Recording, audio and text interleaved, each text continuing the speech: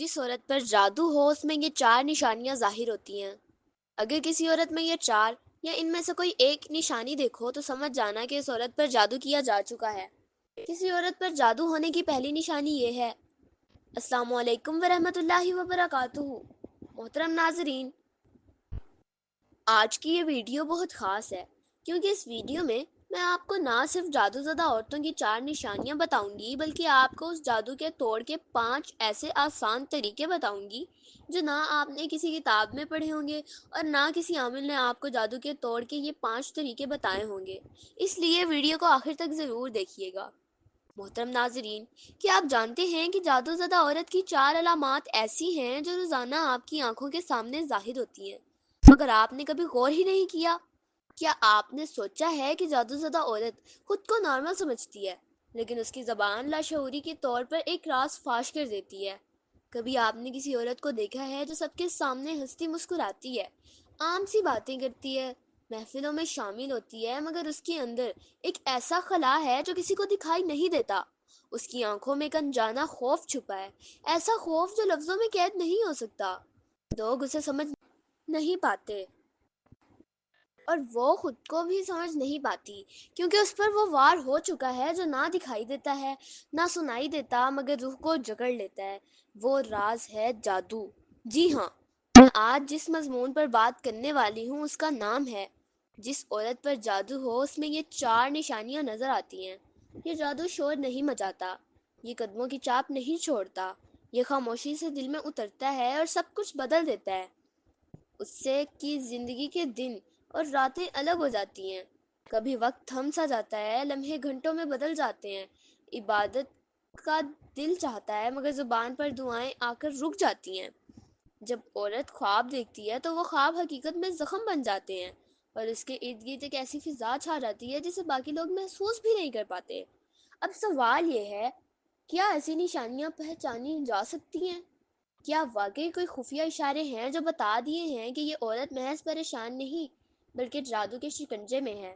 अगर हाँ, तो वो निशानियां कौन सी हैं और क्या उन निशानियों को जान लेना निजात का पहला दरवाजा हो सकता है? आइए इन राजों को बेनकाब करते हैं और साथ साथ ये भी जानते हैं कि कुरान और हदीस में जादू का तोड़ क्या है। जिस औरत पर जादू हो उसमें ये चार निशानियां जाहिर होती हैं।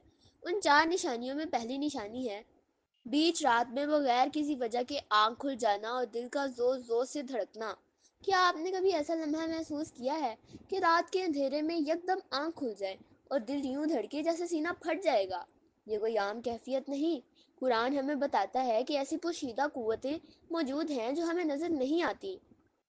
रात का वक्त सिर्फ सुकून के लिए नहीं बल्कि कुव्वतों के हरकत में आने का वक्त भी है। अल्लाह ताला फरमाता है, बेशक शैतान तुम्हें देखता है जहां से तुम उसे नहीं देख सकते।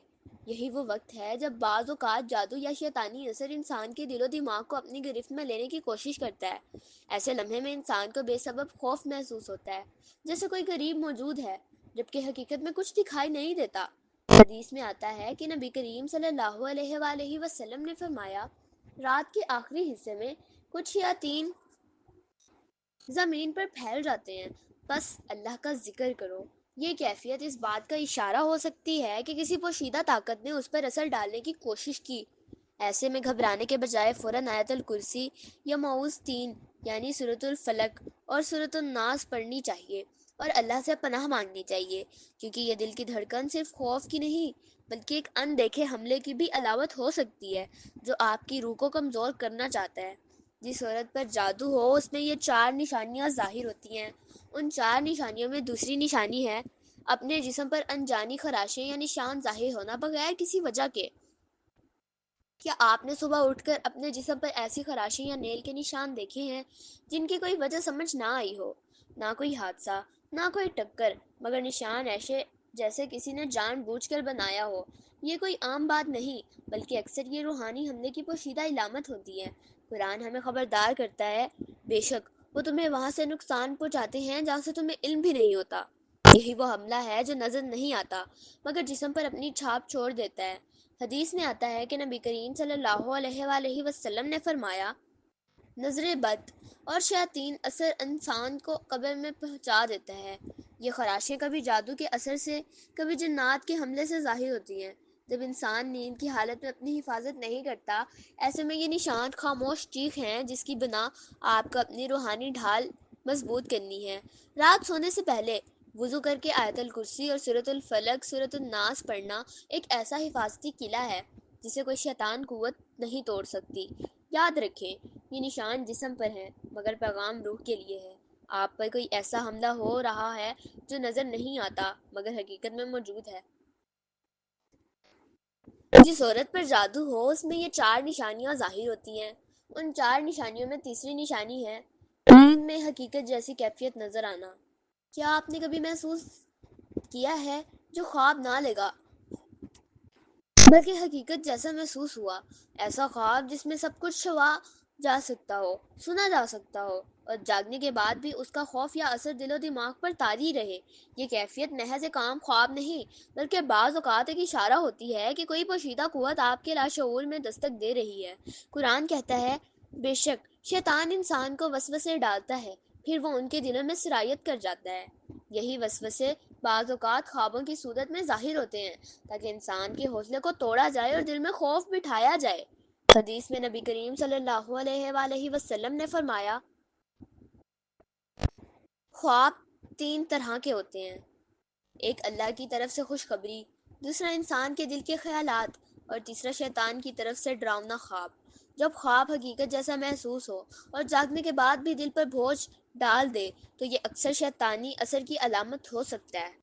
ایسے وقت میں فوراً اللہ کی پناہ مانگنی چاہیے، معوذتین پڑھنی چاہیے اور خواب کسی پر بیان نہ کرنا چاہیے، کیونکہ بعض خواب دراصل ایک خفیہ حملہ ہوتے ہیں جو آپ کی نیند سے زیادہ آپ کے ایمان کو ہدف بناتے ہیں۔ جس عورت پر جادو ہو اس میں یہ 4 نشانیاں ظاہر ہوتی ہیں۔ ان 4 نشانیوں میں چوتھی نشانی ہے وقت کا بگاڑ محسوس ہونا۔ کیا آپ نے کبھی محسوس کیا ہے کہ وقت آپ کے ہاتھ سے پھسل رہا ہے؟ لمحے گھنٹوں جیسے لگتے ہیں اور کبھی گھنٹے پلک جھپکتے ہی میں گزر جاتے ہیں۔ آپ سوچتے ہیں ابھی تو نماز کا وقت تھا اور اگلی نظر گھڑی پر پڑتی ہے تو وقت ختم ہو چکا ہوتا ہے۔ یہ کیفیت اکثر اس بات کی علامت ہے کہ کوئی کسی پوشیدہ قوت نے آپ کی زندگی کے توازن کو بگاڑ دیا ہے۔ قرآن میں اللہ تعالیٰ فرماتا ہے، شیطان تمہیں غفلت میں مبتلا کرتا ہے تاکہ تم اللہ کے ذکر سے بازر ہو۔ وقت کا یوں بگڑنا جانا بعض اوقات کسی غفلت کی انتہا ہے جو شیطانی اثرات یا جادو کے نتیجے میں پیدا ہوتی ہے تاکہ انسان عبادت، دعا اور سکون سے دور ہو جائے۔ حدیث میں نبی کریم صلی اللہ علیہ وآلہ وسلم نے فرمایا، قیامت کے قریب زمانہ تیزی سے گزرے گا، ایک سال مہینے کی طرح اور مہینے ہفتے کی طرح ہو جائیں گے۔ جب انسان محسوس کرے کہ وقت قابو میں نہیں آ رہا، اکثر یہ اس کی روح پر کسی دباؤ یا جکڑ کا اشارہ ہے۔ ایسے میں کثرت سے اللہ کا ذکر، نماز کی پابندی اور آیت الکرسی کا ورد روح کو پھر سے وقت کے اصل بہاؤ میں واپس لاتا ہے۔ کیونکہ یاد رکھیں، وقت کا بگاڑ محض گھڑی کا مسئلہ نہیں، یہ دل اور روح پر ہونے والے حملے کا ثبوت بھی ہو سکتا ہے۔ قرآن و حدیث میں سے جادو کا توڑ۔ کیا واقعی جادو کا توڑ قرآن و حدیث میں موجود ہے؟ کیا ایسا ممکن ہے کہ ایک عورت پر جادو ہو چکا ہو، اس کی زندگی اندھیروں میں ڈوب چکی ہو مگر وہ مکمل طور پر اس قید سے آزاد ہو جائے؟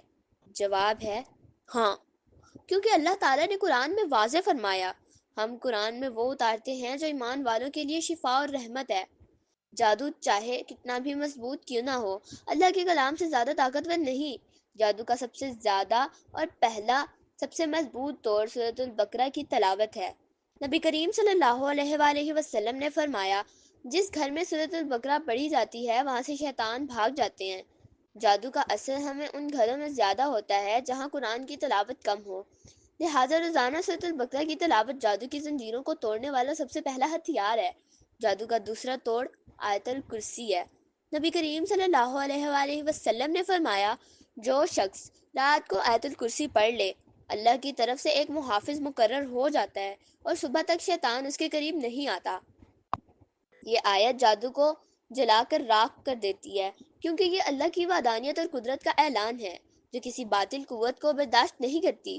جادو کا تیسرا توڑ معوذتین، سورۃ الفلق اور سورۃ الناس ہے۔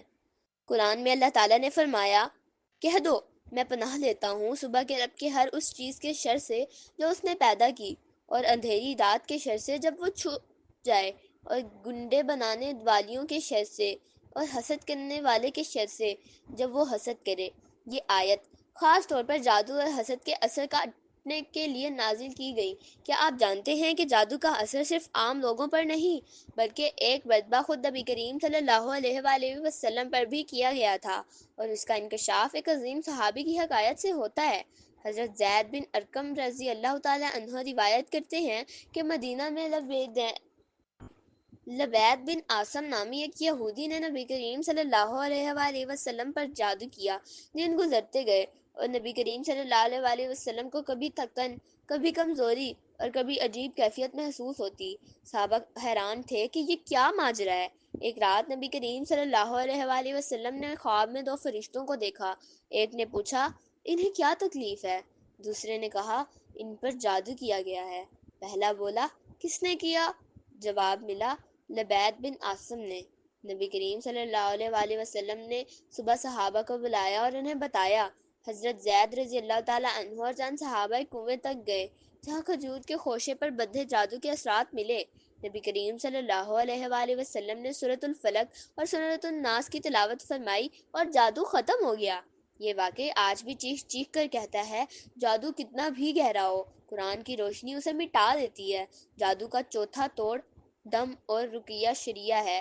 نبی کریم صلی اللہ علیہ وآلہ وسلم جب کسی پر جادو کا اثر دیکھتے تو ان پر یہ پڑھتے، اللہ کے نام سے تجھے دم کرتا ہوں، ہر اس چیز کے شر سے جو تجھے تکلیف دے، ہر نفس یا حسد کرنے والی آنکھ کے شر سے اللہ تجھے شفا دے۔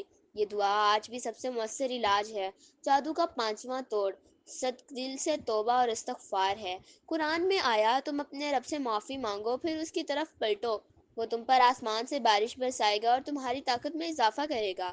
جادو اکثر گناہوں کا راستہ دے کر اثر کرتا ہے اور توبہ اس راستے کو بند کر دیتی ہے۔ یاد رکھیں، جادو اندھیرا ہے اور قرآن روشنی۔ جب یہ روشنی دل میں اترتی ہے تو کوئی اندھیرا باقی نہیں رہتا۔ جو عورت ان اعمال کو اپناتی ہے وہ محض جادو سے نجات نہیں پاتی بلکہ اللہ کی خاص حفاظت میں آ جاتی ہے۔ یہ جنگ مشکل ہے لیکن اللہ کے کلام کے سامنے ہر جادو ٹوٹنے پر مجبور ہے۔